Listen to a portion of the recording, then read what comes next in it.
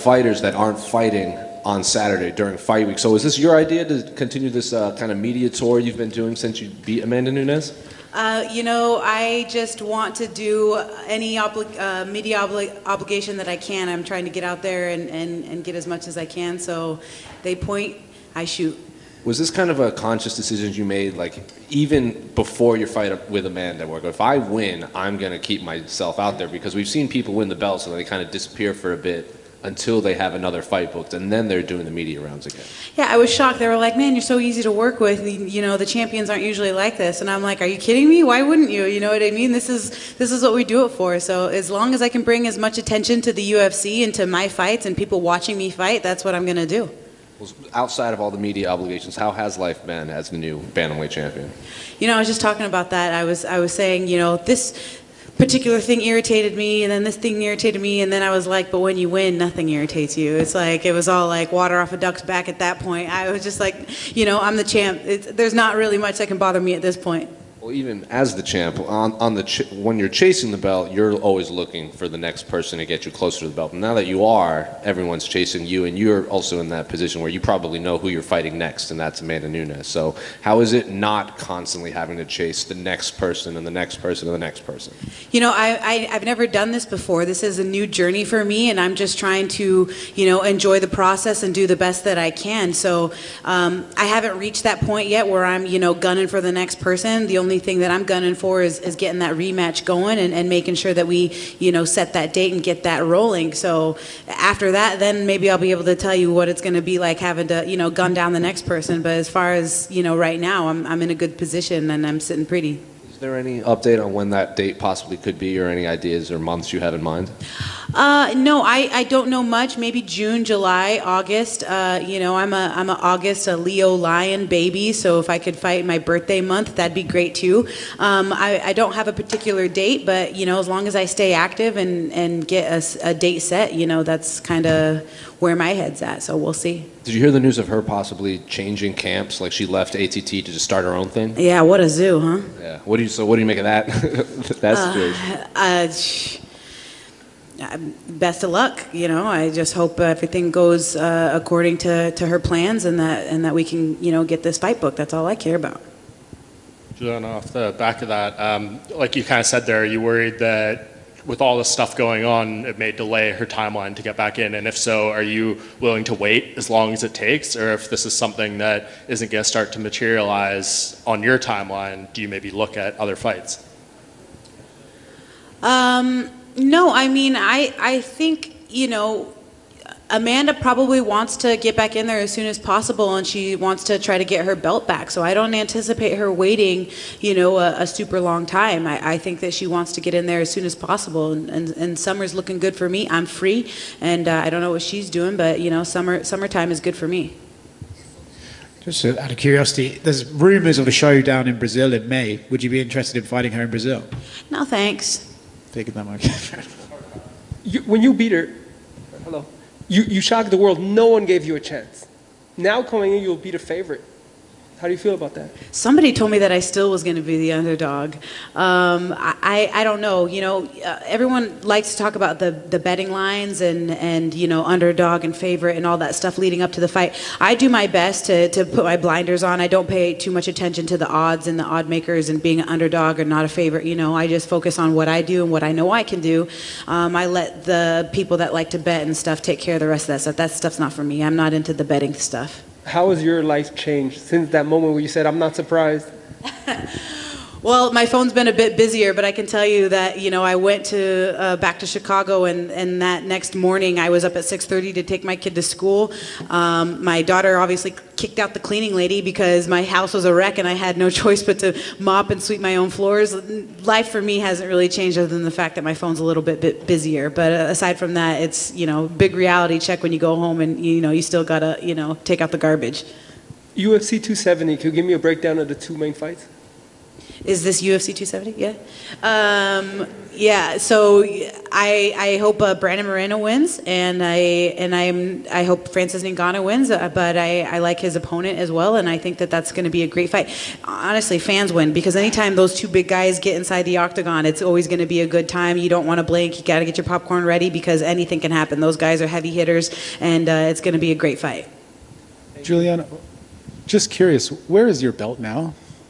Oh man, so I've been pulled in two different directions on this thing, and like, do I take it with me everywhere I go, or do I leave it at home? Right now it's at home, and the belt etiquette is something that I'm still trying to figure out, right? It's like people want to hold the belt, they want to take pictures with it, and I'm all for it, but then like I got a scratch on it the other day, and I was like, I think I should not let every, Tom, Dick, and Harry, hold the belt. I really don't know. Maybe you guys can help me out and try to like let me know, do I let everybody hold the belt? Do I only, do I carry it with me everywhere I go? Like, I really don't know. It's all new to me. If you let Mario Lopez touch it, I'm sure we're all qualified too. Yeah. Hey, as long as it brings more attention to the UFC, right? So I'm going to go get another one in a few months. So this one can just be the starter one, and anybody can touch it as far as I'm concerned. But some people get really mad. They're like, no, you worked really hard for it. You should be the only one to touch it. I'm like, it's not like the Stanley Cup, you know what I mean? It's a belt. And if it can bring somebody joy to touch or hold and take a picture with the belt, by all means, hold the belt, take it. But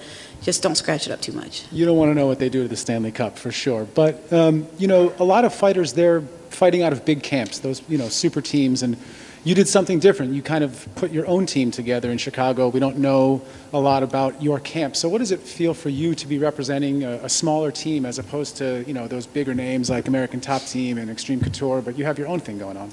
My thoughts on that are very simple. Mat time. It doesn't matter. I started from a tiny little garage in Spokane, Washington, and they're still over there training in that same garage. So it's all about mat time. And when you get into these state-of-the-art facilities and the state-of-the-art equipment, that's cute. It's all fluff, though. As long as you put in that mat time, whether you're training in a basement, whether you're training in a garage, whether you're training in a state-of-the-art facility, you just got to put in the time, and I think that work will speak for itself.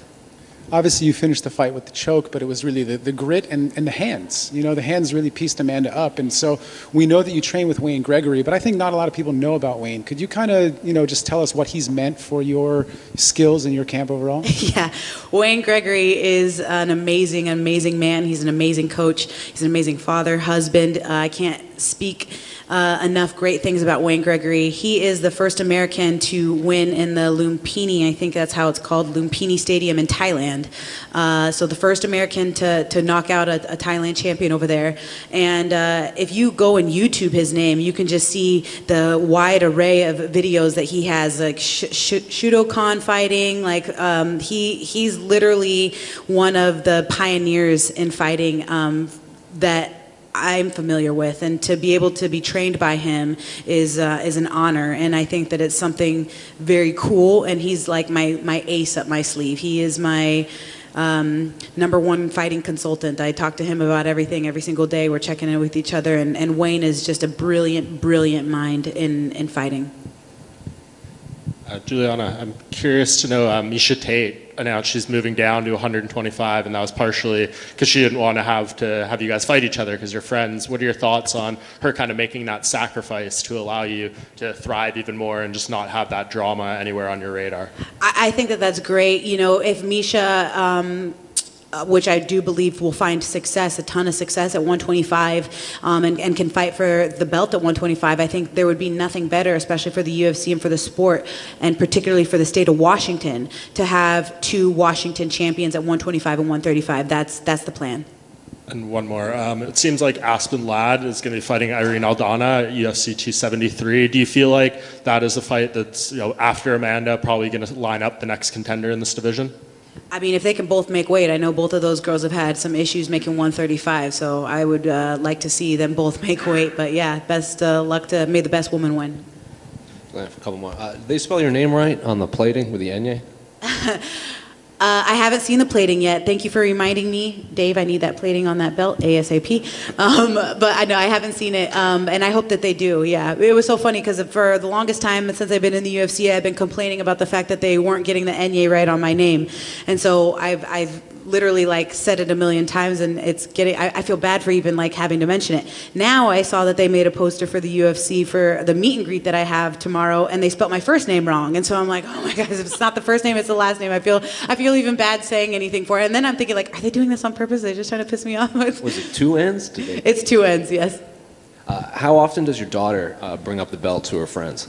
I mean, literally all the time. She just asked me on the way over here when me and Amanda were fighting next. Yeah, and then yesterday we went to Disneyland. It was her 4th birthday yesterday, and we went to Disney. And when we were on the Cars ride, we end up like racing the car next to us. And when we won, she's like, "We're the champions like you, Mama." I'm like, "Yeah, we are."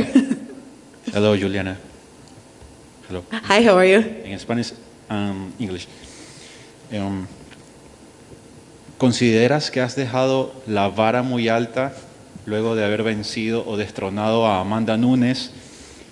¿Y crees que países como Ecuador u otros países de Sudamérica, al margen de Brasil, puedan pronto coronarse o llevarse el cinturón de UFC? You're asking me about the UFC and the belt in other countries? Yeah, he's asking about the South American countries. What do you think about Ecuador, Venezuela, other countries aside Brazil? In some moment, that countries or that fighters can reach a goal like a title in the UFC. Oh yes, absolutely. You know, we saw it with Brandon Moreno. We saw it with Cain Velasquez and finding success and becoming a champion. It's definitely possible, and I think that it's incredible for me in my position to be a Latina and to become a champion. And I definitely think that there's a lot of eyes now, especially watching to let all the women out there, men in general too, anybody, old, young, you are capable of reaching your dreams and capable of executing these plans that you have for your life as long as you work hard and are dedicated with passion. Hey, Julianna, down here to your right. I saw a few weeks ago you got a chance to go to WWE. How did that come about, and how was that? Let's see. So that came about. One of my good friends, Chris Provino, helped me out with the tickets there, and of course Chad Bronstein, and that was awesome. Honestly, I have to tell you, when I first saw the first 3-4 minutes, I could not stop laughing to myself because I had just won the biggest fight of my life. It was a real fight, and I was like watching this, and I was like. Like, I can't believe these people buy this. But then, like, after the 5 minutes went on, I was like, this is incredible. These guys are insane. Like, these guys are, like, serious athletes. It was awesome. And then I got introduced to Ric Flair's daughter, Charlotte Flair. And I know Chris was like, make sure you put in a good word for me with Charlotte. And I was like, okay, I thought he was talking about some PR chick. I was like, when I see her, I'll let her know you said hi, you know? And then when I saw that she came out in this big dramatic thing, I was like, oh, that's who he's talking about. She was incredible. They were all incredible. I loved it. And things kind of came full circle for me because I saw Shayna Baszler come out and she got pinned in like 10 seconds.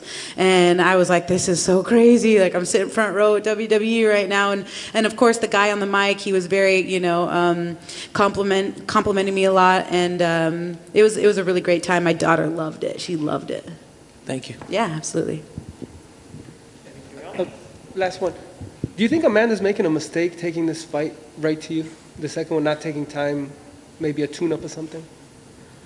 You know, if it were me, and this is just based on my own experience, when I lost to Jermaine, I wanted to, hide under a rock and die and not come out for another year. My coach, Wayne, thank you for that, literally was like, you have to stay active. You have to stay active, and you need another fight. So I turned around, and a month later, I was fighting Sarah McMahon.